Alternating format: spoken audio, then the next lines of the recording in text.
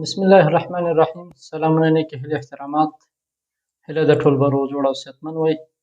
زه محمد فهیم زاهد سانکزی غواړم تاسو ته د اروپا خصوصا د سویس د پناهندګۍ په اړه باندې د یوټیوب چینل لارې نه معلومات درکړم چې څنګه وکولی شو په اروپا یا سویس کې اسناد واخلو. همدارنګه غواړم د سویس تعلیمي سیستم تاسو ته تشریح کړم چې د سویس تعلیمي سیستم کوم شکل ده، څنګه وکولی شو لیرا یا اوسپیلډونګ وکړو، په کومه برخه کې لیرا یا اوسپیلډونګ بهتره ده، څنګه وکولی شو د سویس معتبرو پوهنتونونو ته لاره پیدا کړو، څنګه وکولی شو ژبه زده کړو، څنګه وکولی شو خپل اسناد له اف نه بي ته واړوو، له بي نه سي ته واړوو او له سي نه یې پاسپورټ ته واړوو.